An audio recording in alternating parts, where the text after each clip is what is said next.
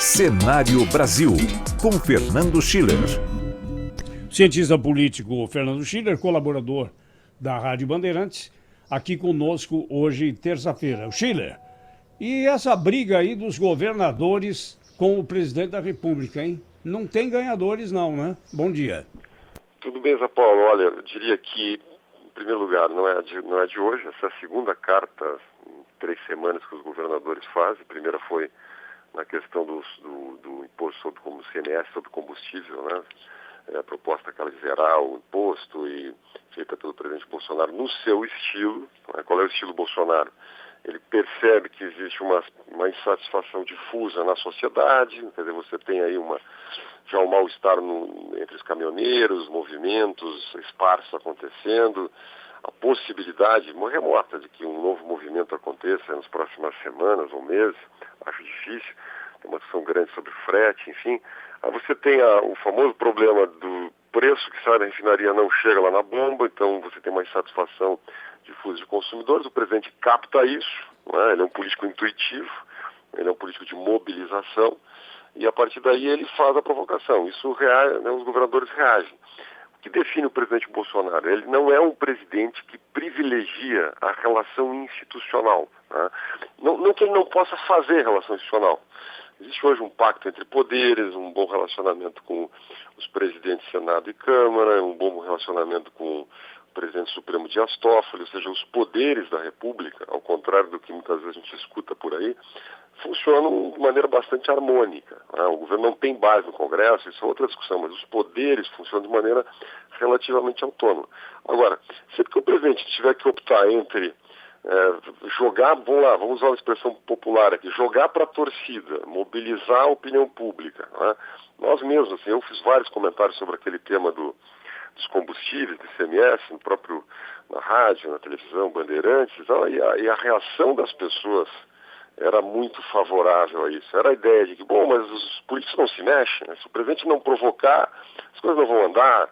Né? Mas vocês vejam que semana passada houve um almoço dos governadores, uma reunião dos governadores em Brasília, o ministro Paulo Guedes foi na reunião, foi convidado à última hora, cancelou o compromisso, foi na reunião e apaziguou a situação. Disse, olha, não é bem assim, fez uma interpretação sobre o que tinha dito o presidente da República, né?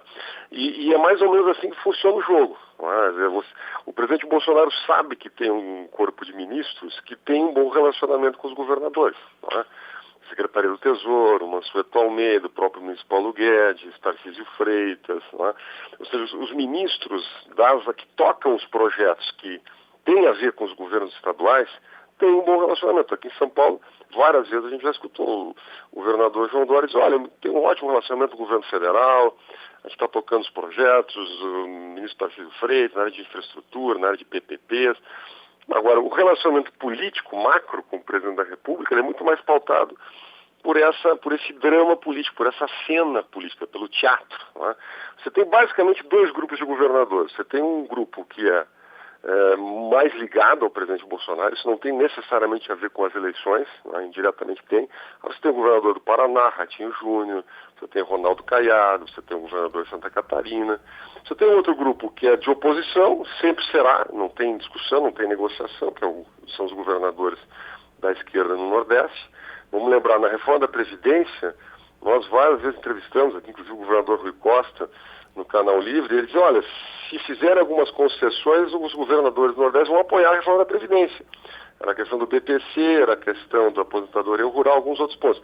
O governo cedeu, os governadores do Nordeste não apoiaram a reforma da Previdência. Por quê? Porque é um problema político, né, que não tem solução, isso vai assim até 2022. Né? E você tem um terceiro grupo que, digamos, se desloca politicamente, que é basicamente o caso do governador Wilson Witzel e do governador João Dória, que tem pretensão eleitoral para 2022. E, de certa maneira, o governador Eduardo Leite, do Rio Grande do Sul, entra um pouco nesse grupo. Né? Tem sido destacado como uma possibilidade, etc., para 2022, um governador jovem que vem fazendo um bom mandato, reformas, mais ao centro político, enfim. Então você tem já uma antecipação muito longe ainda, né, do cenário, do clima eleitoral para 2022. Então, eu acho esse um jogo de cena. Ontem eu vi a entrevista do governador Rui Costa, ele foi muito duro. O presidente Bolsonaro foi duro, né, e, na minha opinião, inadequado com o governo da Bahia, com a Polícia Militar da Bahia. não tem nada que fazer observações sobre a morte desse miliciano, Adriano, não tem nada, não compete ao presidente da República fazer isso, mas o governador da Bahia, por outro lado, também não compete fazer ilações de que o telefone celular do miliciano foi apreendido pela polícia, foi enviado ao Rio de Janeiro, pode conter relacionamentos ali do policial militar, esse, o Adriano, com autoridades da República, ou seja, claramente fez uma alusão à família do presidente da República. Então, eu acho que tem um jogo de duas mãos aí. É ruim para o país, não ajuda no clima, não ajuda nas reformas, mas é o estilo do presidente. O presidente Bolsonaro não é Michel Temer, não é um presidente institucional. Quer dizer, então, ele faz esse duplo jogo, joga para a opinião pública e acho, cá entre nós, que isso não vai dar em absolutamente nada. É um teatro que, na minha opinião, hoje virou comum na política brasileira. Ô Schiller, falando em não dar em absolutamente nada, primeiro bom dia. Há uma reportagem aqui na Folha de São Paulo do Reinaldo Turolo Júnior a respeito dos inquéritos que envolvem aí o Rodrigo Maia, denúncias de corrupção contra o Rodrigo Maia. E essa reportagem mostra aqui a possibilidade do Procurador-Geral da República, Augusto Aras, ele que já determinou a revisão daquelas apurações feitas no período da Raquel Dodge, com relação às denúncias feitas contra o Maia. Então, a Polícia Federal, por exemplo, diz que Maia e o pai dele receberam, o César Maia, né, todo mundo sabe, político, receberam pagamentos em espécie de 1.600.000 em 2008, 2010, 2011 e 2014. E tem aquela história do Caixa 3, que seria dinheiro da Odebrecht que teria oficialmente sido entregue como sendo da Petrobras, não é? E há um outro inquérito, esse de 2016, daquela conversa que a Folha, inclusive, divulgou, uma conversa por celular do Léo Pinheiro, ex-presidente da OAS, com o Rodrigo Maia, também indicando aí uma troca de favores, né? MP ajudando interesses da OAS e dinheiro saindo, doações saindo para a campanha do Maia. Pela movimentação que você tem visto, a tendência é o Aras aliviar para o Rodrigo Maia, cujo mandato como presidente da Câmara vai até janeiro do ano que vem? Olha, é difícil falar do ponto de vista jurídico sobre isso, Cláudio, porque é difícil imaginar o que fará. Eu não consigo acreditar que haja algum tipo de determinação política sobre isso. Não, realmente não acredito, nunca vi isso. Quer dizer, a ideia de que possa haver uma orientação política da presidência da República para a Procuradoria-Geral, no sentido de que alivie ou faça algum tipo de movimento nessa direção em relação ao presidente Rodrigo Maia. O presidente Rodrigo Maia tem um excelente relacionamento com o presidente Bolsonaro, institucional. É o mesmo padrão de relacionamento que tinha com o presidente Temer. É o famoso bate-a-sopra, que é a função do presidente da Câmara. O presidente da Câmara não é um aliado incondicional do Executivo. Então ele vai forçar a barra, ele vai dizer, olha, a reforma administrativa tem que partir do Executivo, tem que incluir os atuais funcionários públicos, porque não cabe ao Congresso fazer isso. Então faz essa crítica, faz a crítica a ministros, ao Von Traub, etc. Agora que a partir daí você tem algum tipo de orquestração da presidência, alguma orientação ao Augusto Aras, porque eu acho muito difícil isso. E eu acho até impossível até especular sobre isso. Agora, o Rodrigo Maia não é um político de grandes públicos, não é um político majoritário. Não é? Eu disse aqui um certo momento no jornal que eu acho risível a ideia de que ele possa ser candidato à Prefeitura do Rio de Janeiro. Acho que isso não vai acontecer. Então, quer dizer, o impacto desse tipo de denúncia, desse tipo de processo na imagem do Rodrigo Maia, na população é terrível. Quer dizer, é um político que tem muita dificuldade hoje, quer dizer, no grande público, teria para uma eleição majoritária. Agora, no Congresso bate pouco, né? Porque tem muita investigação no Congresso, muita gente usou Caixa 2 no passado. Eu diria que isso tristemente era comum nas eleições brasileiras até 2010, 2012. Depois realmente mudou o quadro com a operação, com a Enel, com as várias operações, Mensalão, Petrolão, Lava Jato, etc. Então eu não consigo ver essa orquestração política, mas eu acho que o Rodrigo Maia vai responder por esse processo. Isso dificulta a relação dele com o grande público, mas não afeta nada a sua liderança, até porque a sua liderança tem prazo para terminar no final do ano. Eu acho que ele vai tentar deixar um legado aí com essas reformas do Plano Mais Brasil, autonomia do Banco Central, reforma administrativa e avançar alguma coisa em termos de reforma tributária. Agora, ele tem uma dificuldade muito grande de propor medidas, né, de contenção dos privilégios, né, Schiller?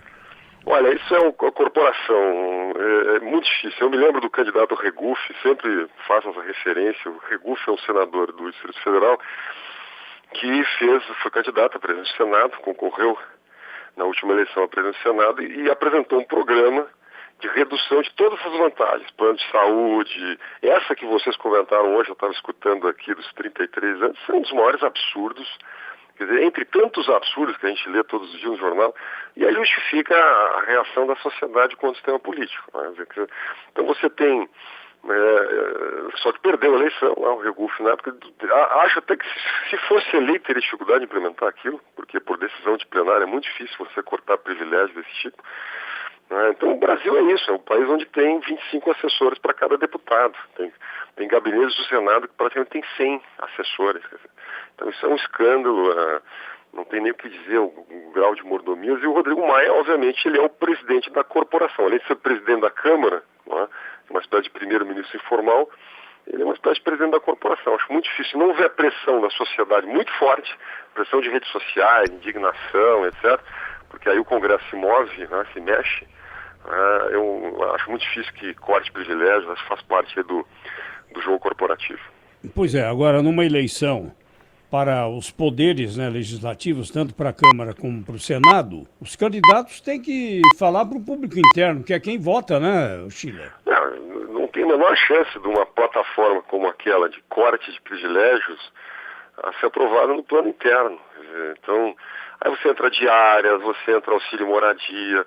Como é que não se, por exemplo, esses dias eu vi tribunais de conta em estados que pegam férias que não foram, entre aspas, gozadas, né?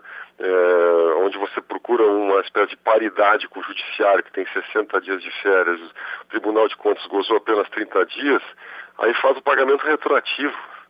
Anos e anos de férias que em tese não foram gozados, porque em tese os conselheiros do Tribunal de Contas tinham direito à paridade por terem direito a 2 meses de férias. Então são centenas de milhares de reais que são depositados na conta de conselheiros.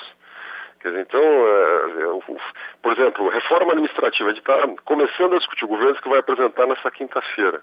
Agora nós vamos discutir o teto, quer dizer, nós vamos continuar admitindo que, eu diria, boa parte do mundo jurídico brasileiro ganha acima do teto no Brasil, quer dizer, isso vai ficar por isso mesmo. Quer dizer, qual é o argumento moral, qual é a força moral de você arrochar para o funcionário que ganha menos, eu não estou dizendo que não tenha que fazer ajuste, etc., se o mundo jurídico ganha sistematicamente acima do teto. Né? Então é complicado fazer essa análise toda. Acho Olha, que infelizmente, viu, Schiller, a conclusão é a seguinte: nem com revolução, já tivemos uma, né, que se chamou de revolução, nem com guerra civil, porque os ganhadores vão querer também se beneficiar desses privilégios. Prometo na quinta-feira vir com um assunto mais ameno, mais otimista. Não tem jeito de trazer hoje, né? É difícil, tá? Esse tema é um tema recorrente. Pior, não tem luz no fim do túnel, né? Porque não tem luz no fim do túnel. Nós discutimos a questão dos jatinhos, por exemplo. Não é? Houve o uso irregular, indevido, imoral do jatinho, 700 mil reais para uma viagem a Davos. Alguma coisa de fato foi feita? Se foi disciplinado, ficou tudo na mesma. Esse é o problema. Você põe a questão, aparece o escândalo, sai nos jornais, a imprensa comenta, passa 3, 4 dias, cai no esquecimento. Quer dizer, esse é o ciclo da política. Aí é realmente um assunto muito difícil.